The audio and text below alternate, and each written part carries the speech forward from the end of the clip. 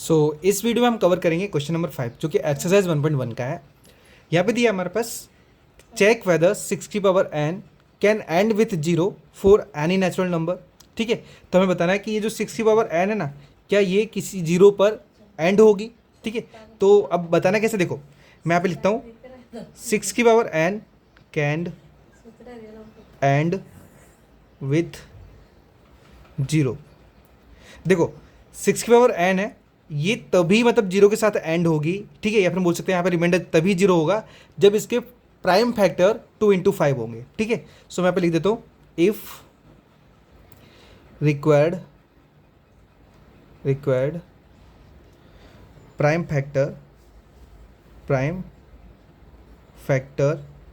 2 × 5। कहने का मतलब ये कि 6 की पावर n ये तभी एंड मतलब जीरो पर एंड होगी जब इसके प्राइम फैक्टर 2 × 5 होंगे।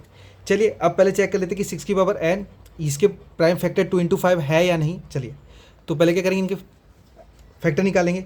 तो लिखेंगे 6 की power n equal to 2 × 3 because 2 3 6 होता है। तो जैसे हम चेक करेंगे हमारे पास 2 तो आ रहा है लेकिन 5 नहीं आ रहा है। ठीक है, तो इन दोनों संख्याओं के मतलब ये जो एक संख्या आ रही है और इसके साथ साथ एनोदर नंबर आ रहा है, मतलब 2 × 5 की जगह एनोदर नंबर आ रहा है 3, जो कि एक प्राइम फैक्टर नहीं है। मतलब प्राइम फैक्टर तो है बट ये नंबर जीरो पर एंड नहीं करता है कभी भी। ठीक है, तो डायरेक्टली हम लिख सकते हैं कि since 5 is not a prime 5 is not a prime factor of 6। सो 6 की power n can not and with zero. Okay, just कहने का अर्थ ये, मैं आपको फिर से एक बार एक्सप्लेन करता हूँ। जस्ट देखो 6 की पावर n तभी ये जीरो पर एंड हो सकती है जब इसके फैक्टर 2 × 5 होते हैं। बट हमने 6 के फैक्टर निकाले तो 2 × 3 निकले, तो जो 5 था ना वो 6 का फैक्टर निकला ही नहीं।